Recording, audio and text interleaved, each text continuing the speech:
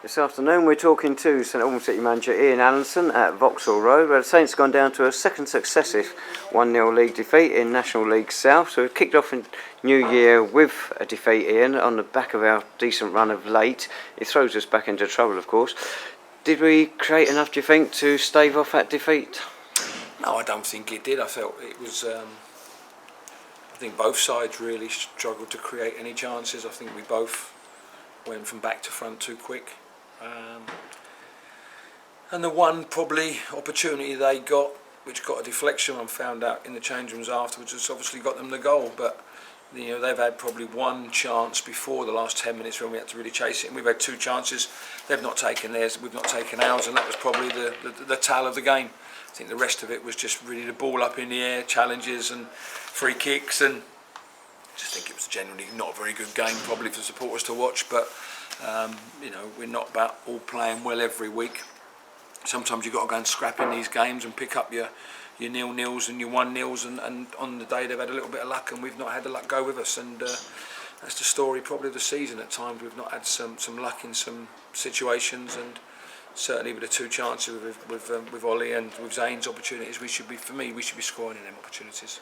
The first half I felt was pretty even. We were playing down the slope. We conceded that goal early in the second half, and we weren't able to pick it up after that, which is disappointing after recent games. At Wealdstone, when we were goal down, we really got at them. Yeah, I think you've got to give them a bit of credit. They defended for their lives. I think we went from back to front too quickly. We tried to hit Jefferson too much.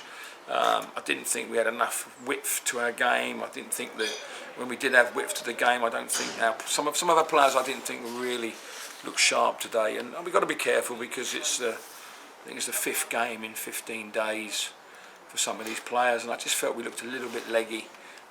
Never really, I didn't think, got to grips with the game today, and that's disappointing because you know the last two games we certainly could have taken something out of both games, and as I said the other day, it's where I think we've come in the last few weeks is that we've failed to take anything at Hemel and at Wealdstone, and we're disappointed. And yet they're two teams who are in the top sort of 6-8 of the league. So I think we've made some inroads. I think we've improved, but you know there's a long way to go, and we need to improve even more if we're going to start to climb the table. You mentioned a high number of games in a short period of time. Did that have something to do with the three-team changes today? With, of course, another game coming along on Saturday. Yeah, and that's at the back of my mind is that you know we have got a squad. We've got a decent squad, and after the game on Saturday, though, you know we could have got something out of it. I probably should have made the changes on Saturday in terms of freshening things up. It was only 48 hours from Boxing Day until Saturday, and I felt, speaking with people like Solomon and that, they were a little bit tired and a little bit achy in the groin area, and so it was just an opportunity to give some players some minutes, which has worked out well because I think the boys that have come in have done really well. I think Michael Clark's probably his first game for 4 weeks. He started a little bit shaky, I felt, but I think he grew into it. Obviously James Kolotsky's been sitting on the bench not doing a lot, and he's come in and done well, and obviously bringing Zane back after missing the Wealdstone game, so it was good to get some minutes into them. I don't think really it took too much away from what we was trying to do. It's just the fact is I think the game ended up back to front too much, and the ball was in the air too much, and it was just really probably an ugly game to be involved in. Not a lot of skill, quality on the day, and as I say, the one bit of luck they got, and probably the difference between the two sides. Looking at the squad end, Frankie Musonda's almost at the end of his loan. Jamie Fielding's just short of a couple of weeks to go. Any chances of getting those extended? Well, hopefully so. We spoke to both clubs. I spoke to Mick Hartford yesterday. He's coming back to me tomorrow, so hopefully that will be extended. And then obviously we've got Jamie in I think 14 days time. So you know we'll go through that one when we've got Eastbourne on the 11th or not, because obviously they've got to replay in the trophy. But the games have come thick and fast, and it's been a hard period. But the boys have been brilliant, as I said before. You know we've picked up 2 wins, we've had a couple of draws and a couple of defeats. And as I said to you earlier, if somebody had said to me, you've got Weymouth, Wealdstone and Hemel away and Hemel at home and you've picked up 6 points, I'd have been over the moon with that. I'm just a little bit disappointed because I felt there was a couple of more points there, just to ease the pain a little bit and try to get us up that table as quickly as possible.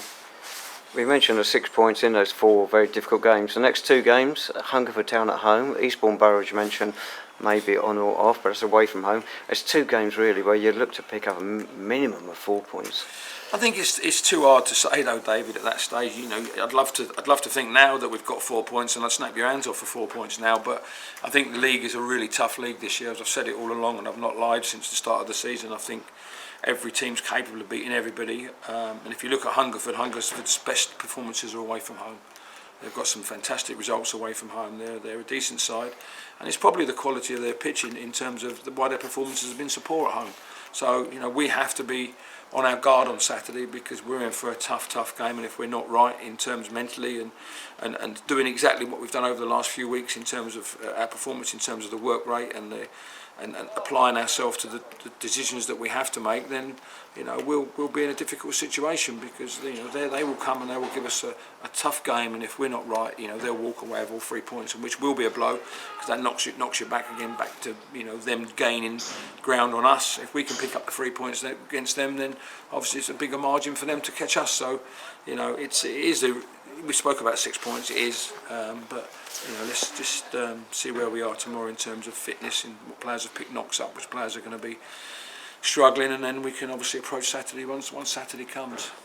We spoke at Wealdstone about hoping to get good support here at Hemel today. Well, we certainly got that. It turned up in their numbers, and the vocal support was terrific. I said that to you just before we come on air. I felt the supporters today were outstanding, and especially in that last 15-20 minutes when we really needed them, I felt they were great. They got behind the club. They were singing songs, and they were trying to get the ball into the net, and we just wasn't good enough on the day. I don't think we had enough quality about us, as I say, and I don't think there was enough craft and endeavour to try and break them down. We started to just smash the ball in the box, looking for flick-ons, or if we didn't do that, we didn't win enough second balls when we didn't win the first ball. And as I say, I think we played into their hands a little bit. They put the big lad back in at centre half or left back, and he handled a lot of the stuff we put in the box. So, as I say, difficult, but the crowd were absolutely superb, and it's great to see them all back here. And they got behind the club, and they got behind the team, which was nice. And you know, we've got to try and make that happen on Saturday now against Hungerford.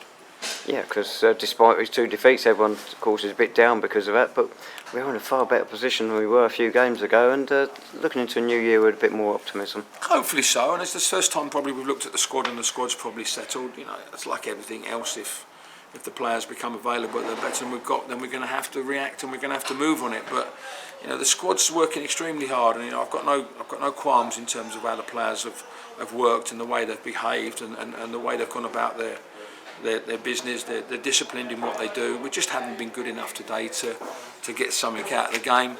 And as you say, if they don't get the free header, which we probably could have done better. I spoke to Frankie there. He's had a wrestling match with the centre half, and the centre half's got the better of him. But it's going straight into Dean's hands, and you know, you've seen it. It took a deflection and ended up in the middle of the goal. Zane's got a ball dropped to him 12 yards out, with probably an open goal, and he's hit the post with it. And that's probably the 2 chances that, if we'd have come away with a 1-1 draw today or a 0-0 draw, I'd have been over the moon with it. Lovely, thanks so much, Ian. We'll see you on Saturday back at Clarence Park, our first home game of 2020, when, as we say, Hungerford Town are the visitors. National League South kick-off is at 3 p.m.